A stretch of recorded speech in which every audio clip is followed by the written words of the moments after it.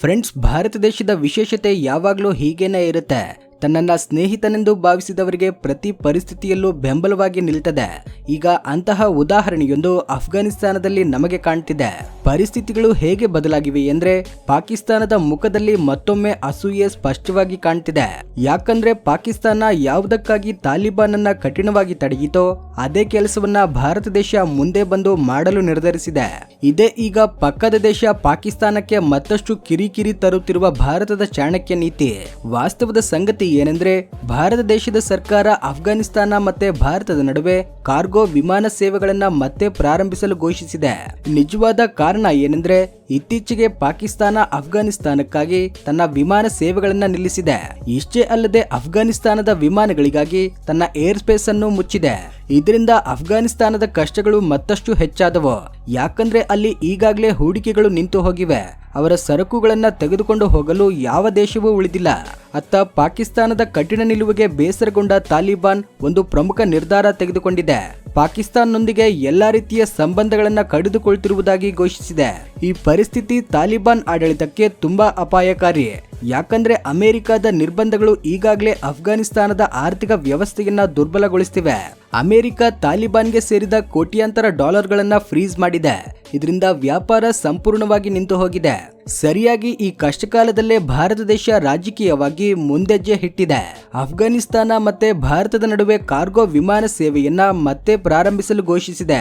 ಸುದ್ದಿಗಳ ಪ್ರಕಾರ 2025 ನವೆಂಬರ್ 24ರಂದು ಈ ನಿರ್ಧಾರವನ್ನ ಅಧಿಕೃತವಾಗಿ ತೆಗೆದುಕೊಳ್ಳಲಾಯಿತು. ಇದರ ಉದ್ದೇಶ ಕೇವಲ ಎರಡು ದೇಶಗಳ ನಡುವೆ ವ್ಯಾಪಾರವನ್ನ ಹೆಚ್ಚಿಸುವುದು ಮಾತ್ರವಲ್ಲ, ಪಾಕಿಸ್ತಾನದ ಒತ್ತಡದಿಂದ ಹೊರಬಂದು ಒಂದು ಪರ್ಯಾಯ ವಾಣಿಜ್ಯ ಮಾರ್ಗವನ್ನ ಸೃಷ್ಟಿಸುವುದು. ಈ ಕಾರ್ಗೋ ವಿಮಾನಗಳು ಕಾಬೂಲ್ ದೆಹಲಿ ಮತ್ತು ಕಾಬೂಲ್ ಅಮೃತ್ಸರ್ ನಡುವೆ ಚಲಿಸುತ್ತವೆ.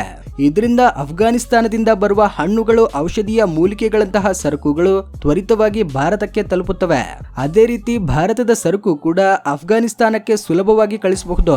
ಭಾರತದ ವಿದೇಶಾಂಗ ಸಚಿವಾಲಯದ ಜಂಟಿ ಕಾರ್ಯದರ್ಶಿ ಆನಂದ್ ಪ್ರಕಾಶ್ ಅವರು ಮಾತನಾಡಿ, ಭಾರತದ ಕಡೆಯಿಂದ ಎಲ್ಲಾ ಔಪಚಾರಿಕತೆಗಳು ಪೂರ್ಣಗೊಂಡಿವೆ. ಅಫ್ಘಾನಿಸ್ತಾನದಿಂದ ಕೊನೆಯ ದಾಖಲೆಗಳು ಬಂದ ತಕ್ಷಣ ಸೇವೆಗಳು ಪ್ರಾರಂಭವಾಗ್ತವೆ ಎಂದು ತಿಳಿಸಿದರು. ಫ್ರೆಂಡ್ಸ್, ಇದು ತುಂಬಾ ದೊಡ್ಡ ಮುನ್ನೆಜ್ಜೆ. ಇದರ ಬಗ್ಗೆನೇ ಈ ವಿಡಿಯೋದಲ್ಲಿ ವಿವರವಾಗಿ ತಿಳ್ಕೊಳ್ಳೋಣ. ಆದ್ರೆ ಅದಕ್ಕೂ ಮುಂಚೆ ದಯವಿಟ್ಟು ವಿಡಿಯೋಗೆ ಲೈಕ್ ಮಾಡಿ, ಹಾಗೇನೆ ನಮ್ಮ ಚಾನೆಲ್ಗೆ ಸಬ್ಸ್ಕ್ರೈಬ್ ಮಾಡಿಕೊಳ್ಳಿ. ಯಾಕಂದ್ರೆ ನಿಮ್ಮ ಚಿಕ್ಕ ಸಹಾಯ ನಮಗೆ ಬೆಟ್ಟದಷ್ಟು ಬಲ ನೀಡುತ್ತದೆ. ಭಾರತ ದೇಶ ಮಾಡಿದ ಈ ಘೋಷಣೆಯ ನಂತರ ಅಫ್ಘಾನಿಸ್ತಾನಕ್ಕೆ ಒಂದು ರೀತಿಯ ನಿರಾಳತೆ ದೊರೆತಂತಾಗಿದೆ. ಯಾಕಂದ್ರೆ ತಾಲಿಬಾನ್ ಆಡಳಿತ ತುಂಬಾ ಕಾಲದಿಂದ ಆರ್ಥಿಕ ತೊಂದರೆಗಳನ್ನ ಎದುರಿಸುತ್ತಿದೆ. ವ್ಯಾಪಾರ ನಿಂತು ಹೋಗಿರುವುದರಿಂದ ಅಲ್ಲಿನ ಸಾಮಾನ್ಯ ಜನರು ಕೂಡ ತೊಂದರೆ ಪಡ್ತಿದ್ದಾರೆ. ಯಾಕಂದ್ರೆ ಸುಮಾರು 70% ಅಫ್ಘಾನ್ ಜನಸಂಖ್ಯೆ ದೈನಂದಿನ ಸರಕುಗಳಿಗಾಗಿ ಆಮದುಗಳ ಮೇಲೆಯೇ ಅವಲಂಬಿತವಾಗಿದೆ. ಪಾಕಿಸ್ತಾನ್ ತನ್ನ ಮಾರ್ಗವನ್ನ ಮುಚ್ಚಿದ ಕೂಡಲೇ ಅಫ್ಘಾನಿಸ್ತಾನದ ಹಲವು ಮಾರುಕಟ್ಟೆಗಳಲ್ಲಿ ಬೆಲೆಗಳು ಅಪಾರವಾಗಿ ಏರಿಕೆಯಾಗಿವೆ. ವ್ಯಾಪಾರಿಗಳಿಗೆ ದೊಡ್ಡ ನಷ್ಟವಾಗಿದೆ. ಭಾರತ ದೇಶದ ಕಡೆಯಿಂದ ಈ ಕಾರ್ಗೋ ಸೇವೆ ಪ್ರಾರಂಭವಾಗಲಿದೆ ಎಂಬ ವಿಷಯ ತಿಳಿದ ಕೂಡಲೇ ತಾಲಿಬಾನ್ ಸರ್ಕಾರ ತುಂಬಾ ಸಕಾರಾತ್ಮಕ ಪ್ರತಿಕ್ರಿಯೆ ನೀಡಿದೆ.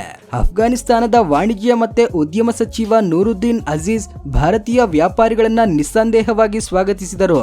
ಅವರು ಅಫ್ಘಾನಿಸ್ತಾನದ ಗಣಿಗಳು, ಕೃಷಿ, ಆರೋಗ್ಯ ಮತ್ತೆ ಐಟಿ ಕ್ಷೇತ್ರಗಳಲ್ಲಿ ಹೂಡಿಕೆ ಮಾಡಬೇಕೆಂದು ಕೋರಿದರು.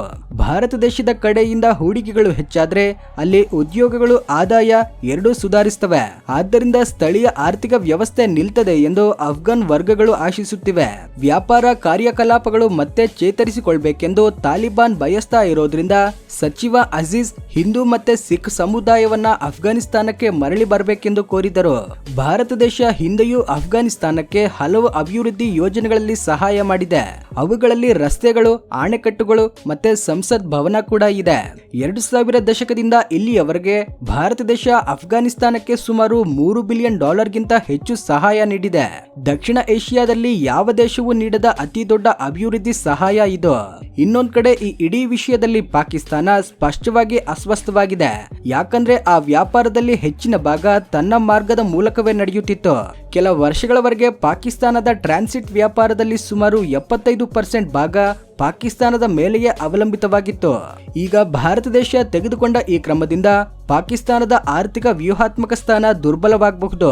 ಅದಕ್ಕಾಗಿಯೇ ಪಾಕಿಸ್ತಾನದ ವಾಣಿಜ್ಯ ಸಚಿವ ಜಾಮ್ ಕಮಲ್ ಖಾನ್ ನೇರವಾಗಿ ಭಾರತ ದೇಶದ ಮೇಲೆ ಆರೋಪ ಮಾಡಿದರು. ಭಾರತ ದೇಶ TTPಯಂತಹ ಉಗ್ರ ಸಂಸ್ಥೆಗಳಿಗೆ ಬೆಂಬಲ ನೀಡುವ ಆಡಳಿತಕ್ಕೆ ಸಹಾಯ ಮಾಡುತ್ತಿದೆ ಎಂದರು.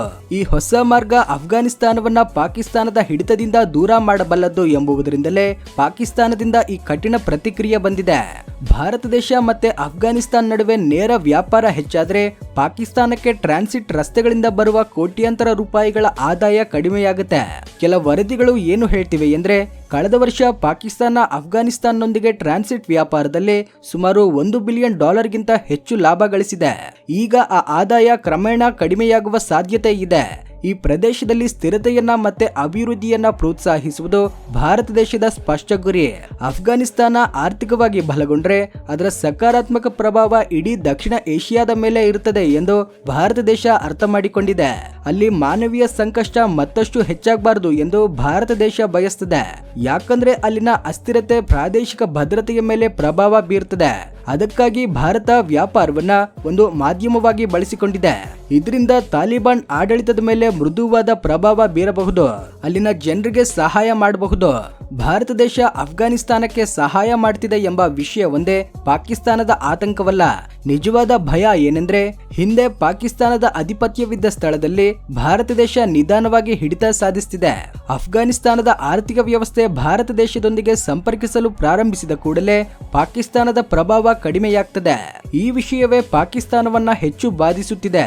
ಪಾಕಿಸ್ತಾನ ತುಂಬಾ ಕಾಲದಿಂದ ಅಫ್ಘಾನಿಸ್ತಾನವನ್ನ ತನ್ನ ವ್ಯೂಹಾತ್ಮಕ ಆಳವಾಗಿ ನೋಡುತ್ತಾ ಬಂದಿದೆ.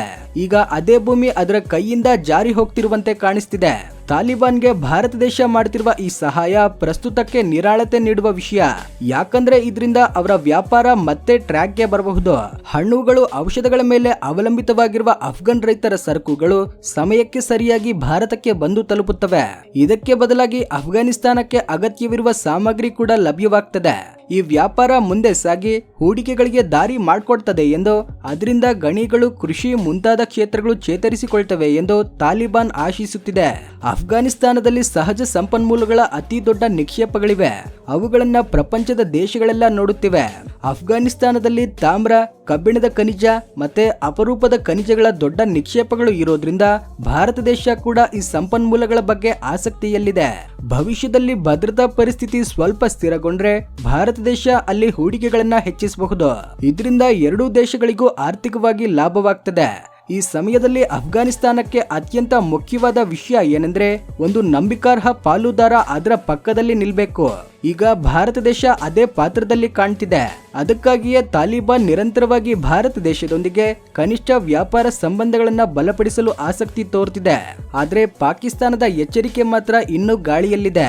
ಭಾರತ ದೇಶ ಅಫ್ಘಾನಿಸ್ತಾನದ ಕಾರ್ಗೋ ವಿಮಾನಗಳನ್ನ ತನ್ನ ಏರ್ ಸ್ಪೇಸ್ ಮೂಲಕ ಹೋಗುವಂತೆ ಮಾಡಿದ್ರೆ ಅದನ್ನ ಅಪಾಯವೆಂದು ಭಾವಿಸಿ ಕ್ರಮಗಳನ್ನ ತೆಗೆದುಕೊಳ್ತೇವೆ ಎಂದು ಪಾಕಿಸ್ತಾನ ಹೇಳಿದೆ.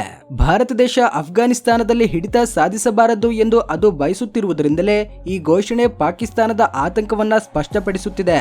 ಆದರೆ ಭಾರತ ದೇಶದ ಉದ್ದೇಶ ಕೇವಲ ವ್ಯಾಪಾರವನ್ನ ಹೆಚ್ಚಿಸುವುದು, ಈ ಪ್ರದೇಶದಲ್ಲಿ ಸ್ಥಿರತೆಯನ್ನ ತರುವುದು ಮಾತ್ರ. ಯಾವ ದೇಶದ ವಿರುದ್ಧ ಯುದ್ಧ ಘೋಷಿಸುವುದಲ್ಲ. ಫ್ರೆಂಡ್ಸ್, ಈಗ ನಿಮಗೊಂದು ಪ್ರಶ್ನೆ. ಭಾರತ ದೇಶ ಯಾವ ದೇಶವನ್ನ ತನ್ನ ಶತ್ರುವೆಂದು ಭಾವಿಸುತ್ತದೆಯೋ ಆ ದೇಶಕ್ಕೆ ಪಾಕಿಸ್ತಾನ ಈಗ ಸಹಾಯ ಮಾಡ್ತಿದೆ. ಆ ದೇಶ ಯಾವುದು ಎಂಬುದನ್ನ ಕಮೆಂಟ್ ಬಾಕ್ಸ್ ನಲ್ಲಿ ತಿಳಿಸಿ. ಇದರಿಂದ ಈ ವಿಷಯದ ಬಗ್ಗೆ ನಿಮ್ಗೆ ಎಷ್ಟು ಅರಿವಿದೆ ಎಂದು ತಿಳಿಯುತ್ತೆ. ಈ ವಿಡಿಯೋ ಇಷ್ಟವಾಗಿದ್ರೆ ಲೈಕ್ ಮಾಡಿ, ಶೇರ್ ಮಾಡಿ, ನಮ್ಮ ಚಾನೆಲ್ಗೆ ಸಬ್ಸ್ಕ್ರೈಬ್ ಮಾಡಿಕೊಳ್ಳಿ. ಜೈ ಹಿಂದ್.